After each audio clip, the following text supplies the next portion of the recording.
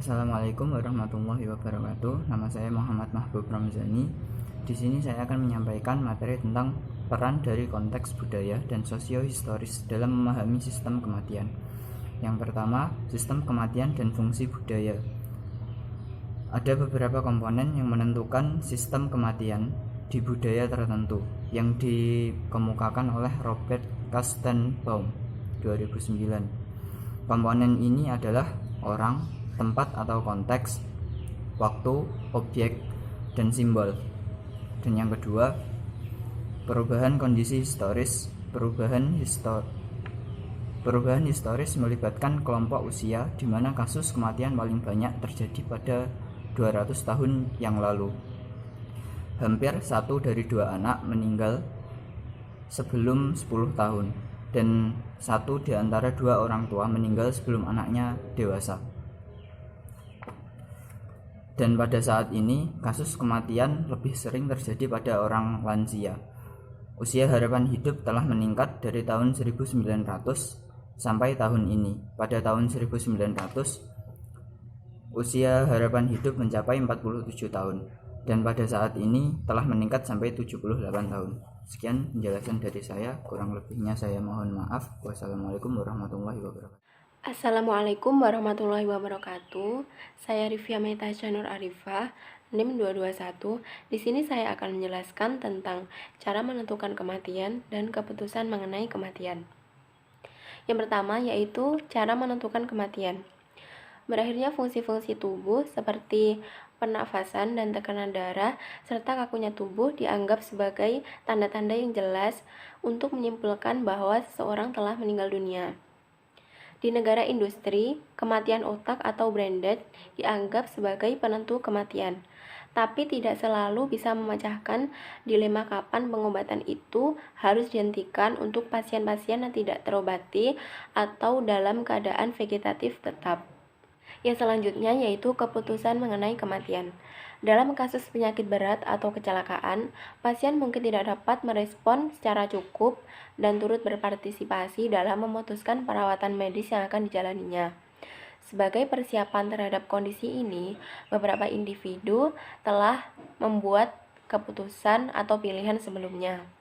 Yang pertama yaitu kematian alamiah dan advance directive. Bagi sebagian besar pasien yang berada pada kondisi koma, kita tidak dapat mengetahui secara jelas apakah mereka berharap untuk hidup atau ingin mengakhiri hidupnya. Mengingat bahwa para pasien yang menderita penyakit lanjut mungkin cenderung memilih untuk meninggal dibandingkan bertahan hidup dalam keadaan kesakitan atau vegetatif. Hukum di 50 negara Amerika saat ini telah menerima advance directives. Advance directives ini menyatakan bahwa prosedur yang dapat mempertahankan hidup boleh dilepas apabila kematian akan terjadi tidak lama setelah itu. Yang kedua yaitu eutanasia atau kematian yang mudah. Adalah sebuah tindakan mengakhiri hidup tanpa rasa sakit atau seseorang yang menderita penyakit yang tidak dapat disembuhkan atau cacat yang parah. Kadangkala disebut dengan membunuh karena kasih. Terdapat 2 jenis eutanasia, yaitu eutanasia aktif dan eutanasia pasif. Eutanasia aktif dilakukan dengan menghentikan penanganan-penanganan yang dulunya diberikan kepada pasien, seperti menghentikan penggunaan alat untuk bertahan hidup. Seperti contoh, hal ini dapat dilakukan dengan mematikan alat bantu pernafasan atau menghentikan alat pemacu jantung. Kemudian eutanasia pasif yaitu terjadi apabila kematian disebabkan dengan sengaja, misalnya dengan menginjeksi obat dengan dosis yang mematikan. Assalamualaikum warahmatullahi wabarakatuh. Nama saya Zulfa Ilma Nuriana, absen 26, NIM 12308193214. Di sini saya akan menjelaskan tentang sikap terhadap kematian pada masa pertumbuhan ketika dia masa hidup. Itu ada 3. Yang pertama yakni masa kanak-kanak, yang kedua masa remaja, yang ketiga masa dewasa. Nah, untuk masa anak-anak sendiri, ketika bayi kehilangan seseorang atau dia ditinggalkan oleh pengasuh maupun orang tua. Orang tuanya, dia akan merasa cemas dan itu pun sangat mempengaruhi kesehatannya. Nah, masuk pada masa anak-anak usia 3-5 tahun. Dia tidak begitu memahami apa itu kematian. Jadi sedikit ide tentang kematian. Jadi ketika orang tidur itu bisa dianggap mati. Dan masuk pada masa prasekolah, anak itu tidak terlalu peduli dan tidak ada rasa gelisah dengan adanya kematian baik itu pada manusia maupun pada hewan. Karena dia menganggap bahwa seseorang ataupun hewan yang mati itu bisa hidup kembali karena adanya sihir. Nah, memasuki masa anak-anak akhir. Di situ dia sudah mulai ada ide tentang apa itu kematian, mengerti tentang kematian, tapi secara realitas. Jadi, di situ hanya kita perlu menjelaskan secara fisik maupun biologis, tidak perlu secara detail kepada anak-anak di masa akhir. Masa akhir di anak-anak itu. Nah, terkadang ketika anak itu ditinggalkan oleh orang tuanya, itu sangat mempengaruhi prestasinya. Kadang prestasi yang menurun, relasi terhadap kawan-kawan itu jadi berkurang. Jadi ketika dia akan merasa memiliki terhadap orang yang dia sayangi itu juga berkurang karena dia takut untuk kehilangan orang yang dia sayangi, seperti kehilangan orang tuanya. Nah, untuk memberikan penjelasan kepada anak-anak terkait kematian, itu kita cukup menjelaskan secara nyata, secara fisik, secara biologis seperti tadi yang sudah saya bilang. Karena pada masa anak-anak itu dia tidak terlalu menginginkan arti secara mendetail. Nah, masuk pada masa remaja. Pada masa remaja itu menganggap tentang kematian itu tidak terlalu penting lah. Masih banyak remaja yang mengabaikan tentang kematian. Jadi kadang dibuat olok-olokan. Kadang ada orang tua yang meninggal, itu rasa kemanusiaannya mungkin masih belum ada, yaitu menurut buku John W. Santrok. Nah, tapi masih ada remaja yang peduli dengan kematian. Dia lebih respect terhadap adanya kematian. Nah, pada masa remaja akhir itu dia sudah lebih memahami apa itu kematian. Jadi walaupun di awal memang tampak memiliki konsep yang abstrak, tapi dia sudah terbentuk lah apa itu yang dimaksud dengan kematian. Nah, pada masa dewasa, seseorang lebih memiliki konsep yang matang terhadap kematian. Namun, masa dewasa muda maupun masa dewasa tua itu memiliki perbedaan. Seseorang di masa dewasa muda itu ketika melihat kematian itu dia merasa kehilangan apa yang dia raih. Sedangkan masa dewasa tua itu dia merasa kehilangan apa yang dia miliki. Jadi pada masa dewasa tua itu didorong atau disarankan untuk bisa memaknai hidupnya itu tinggal sedikit. Maksudnya masa dewasa tua ini itu harus lebih memaknai tentang kehidupan. Dia kan sudah melalui beberapa masa itu, pasti apa yang dia capai pun juga udah hampir selesai lah. Nah, jadi di masa dewasa tua ini lebih ditekankan memaknai arti kehidupan dia. Sisa waktu yang dia miliki itu untuk apa? Seperti itu. Jadi dari beberapa masa tahapan itu tadi, usia itu mempengaruhi kematangan tentang kematian. Semoga dari penjelasan ini teman-teman bisa memahami bagaimana sikap dari anak dari. Assalamualaikum warahmatullahi wabarakatuh. Perkenalkan, nama saya Atta Kurnia Sapri Salsabila, NIM 12308193222. Saya dari kelompok 12 akan menjelaskan tentang aspek-aspek psikologis yang terlibat dalam menghadapi kematian seseorang. Jadi, sebagian besar individu itu yang mendekati ajal ingin memiliki sebuah kesempatan untuk membuat sejumlah keputusan mengenai kehidupan dan kematian mereka sendiri. Tahap-tahap menjelang kematian menurut Kübler-Ross. Yang pertama adalah penolakan dan isolasi atau denial and isolation.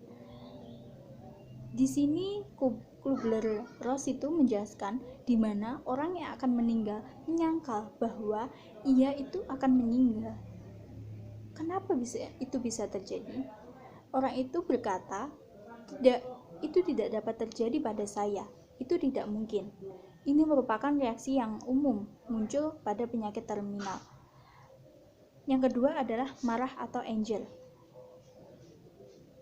Menurut Kübler-Ross, di mana orang yang mendekati ajal itu akan menyadari bahwa penyangkalan yang dilakukan selama ini itu tidak dapat dipertahankan lagi. Penyangkalan itu memberi jalan bagi munculnya suatu kemarahan, kebencian, kegusaran, dan iri hati.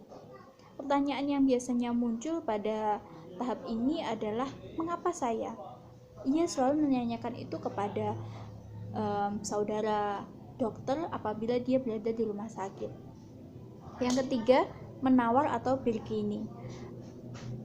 Menurut Kübler-Ross, orang tersebut berharap kematiannya itu dapat ditunda atau ditangguhkan. Beberapa orang melakukan penawaran atau bargaining, negosiasi yang seringkali ditujukan kepada Tuhan ketika mereka mencoba menunda kematiannya. Secara psikologis orang ini mengatakan, ya saya, tapi sebagai pertukaran terhadap beberapa hari, minggu, atau bulan kehidupan. Depresi atau depression, di mana orang tersebut mulai menerima kepastian atas kematiannya. Periode depresi atau persiapan duka cita dapat saja muncul. Orang yang mendekati ajalnya mungkin akan menjadi pendiam, menolak dikunjungi, serta menghabiskan banyak waktunya untuk menangis dan berduka. Perilaku ini normal, karena sebenarnya itu merupakan usaha nyata untuk melepaskan diri dari seluruh objek yang disayanginya. Jadi dalam masa ini dia berusaha supaya keluarganya itu tidak merasakan kesedih ketika dia meninggalkan keluarganya tersebut. Yang selanjutnya adalah menerima atau accept, di mana orang tersebut mengembangkan rasa damai, menerima nasib, dan juga dalam banyak kasus itu dia ingin dibiarkan sendirian untuk merenungi seperti itu. Dalam tahap ini tuh perasaan dan rasa sakit pada fisiknya mungkin sudah hilang karena dia cenderung untuk memikirkan hal-hal yang lain seperti itu.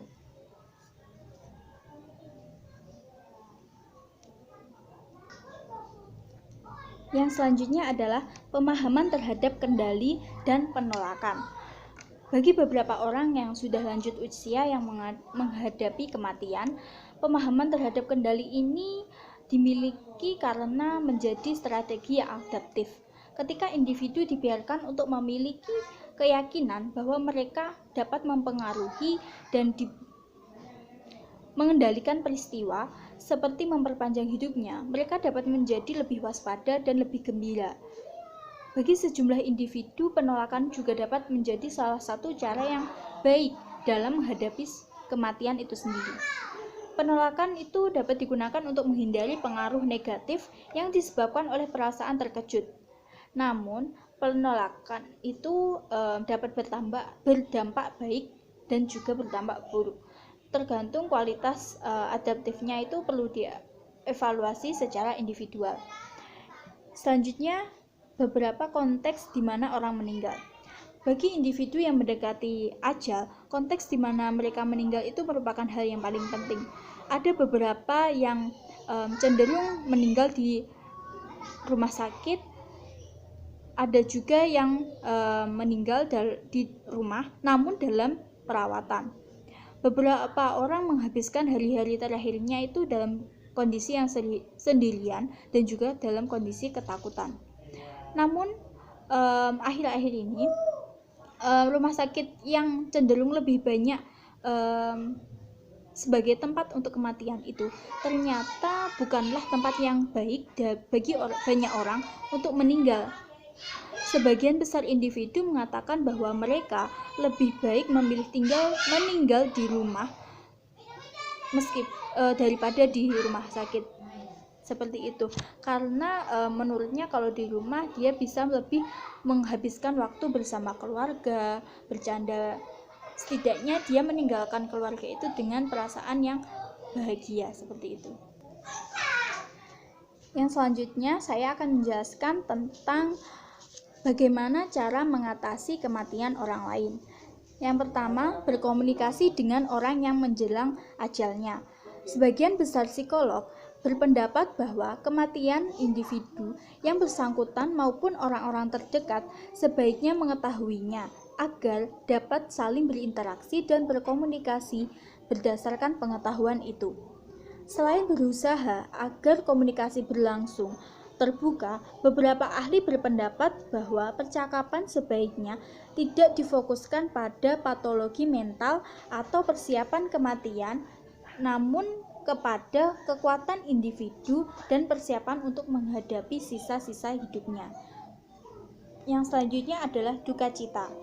Dimensi-dimensi duka cita ada beberapa, yaitu yang pertama duka cita atau grief, yaitu adalah suatu ketumpulan emosi, ketidakyakinan, kecemasan karena keterpisahan atau separation anxiety, keputusasaan, kesedihan, dan juga kesepian yang menyertai kehilangan seseorang yang kita cintai.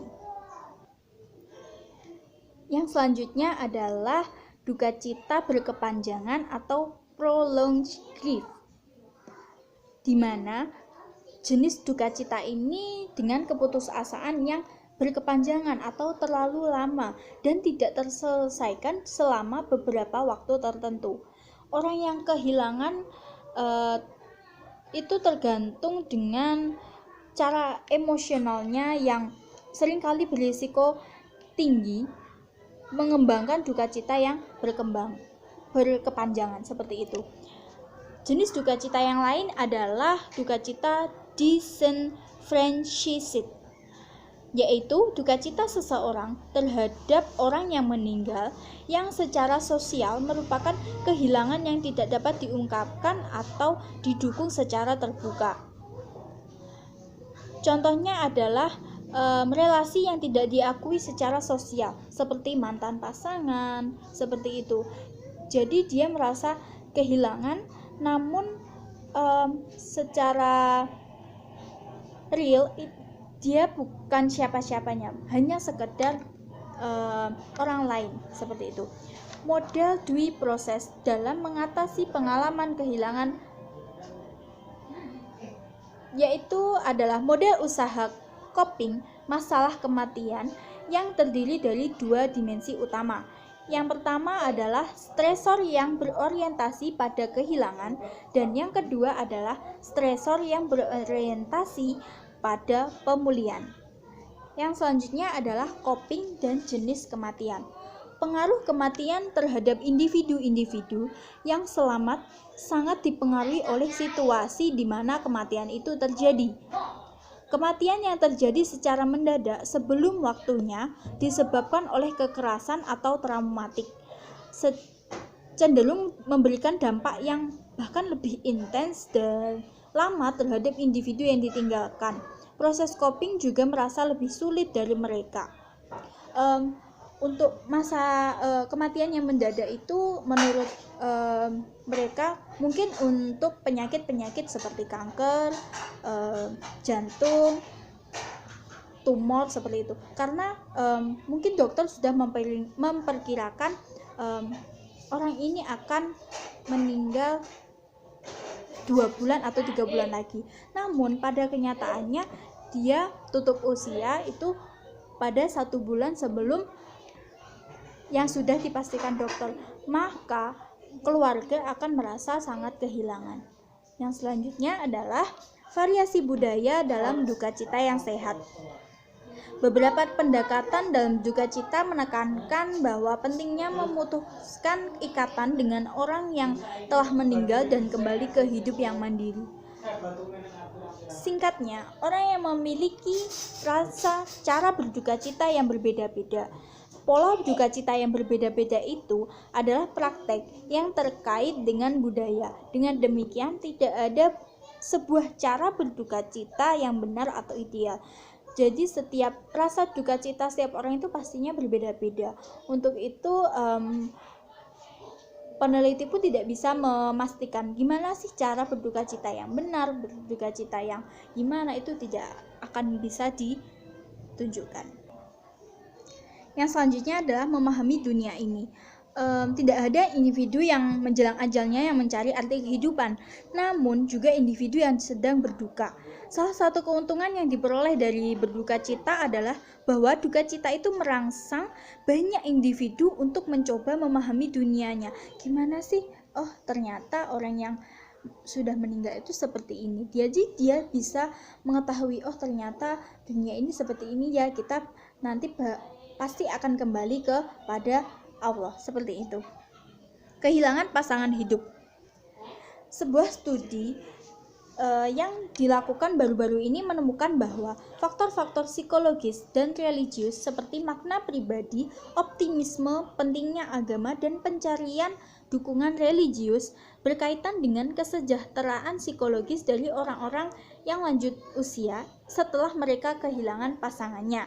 Pekerjaan sukarela membantu melindungi pasangan dari simptom depresi dan bertambahnya waktu untuk pekerjaan sukarela meningkatkan self-efficacy mereka.